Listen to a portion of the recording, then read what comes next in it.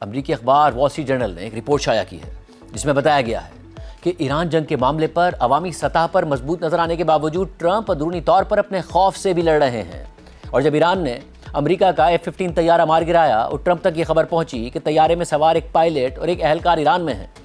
تو وہ اپنی ٹیم پر چیخنے چلانے لگے اور گھنٹوں تک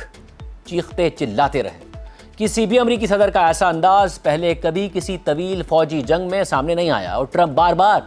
جمی کارٹر کے دور کو یاد کر رہے تھے۔ ایسا محسوس ہو رہا تھا کہ ٹرمپ کا خطرہ مول لینے کا جذبہ کم ہو رہا ہے اور ان کے خوف میں اضافہ ہو رہا ہے۔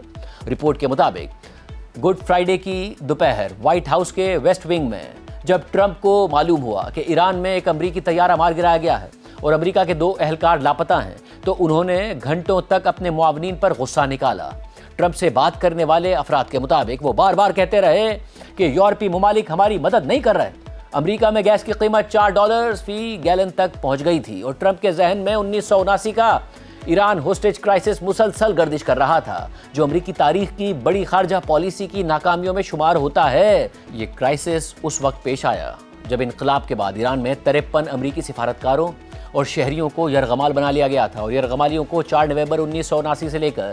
20 جنوری 1981 تک 444 دنوں تک قید میں رکھا گیا، جس کے بعد ایک معاہدے کے ذریعے ان کی رہائی ممکن ہو سکی تھی، اور ان یرغمالیوں کو بازیاب کرانے کی ملٹری حکمت عملی بری طرح ناکام ہو گئی تھی،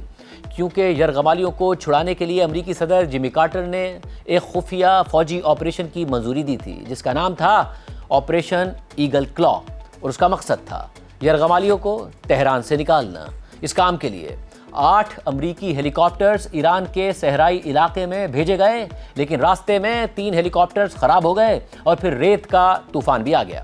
جس کی وجہ سے مشن ناکام ہو گیا۔ آپریشن مکمل ہونے سے پہلے ہی روک دیا گیا، اور پھر واپسی کے دوران ایک حادثہ بھی ہو گیا جس میں 8 امریکی فوجی مارے گئے۔ وال اسٹریٹ جرنل کے مطابق ٹرمپ نے مارچ میں اپنی ٹیم سے کہا تھا کہ آپ لوگ یاد رکھیں کہ ہیلی کاپٹرز اور یرغمالیوں کے معاملے میں جمی کارٹر کے ساتھ کیا ہوا تھا، اور اس معاملے نے ان کو الیکشن ہروا دیا تھا، یعنی وہ کتنا بڑا مسئلہ تھا۔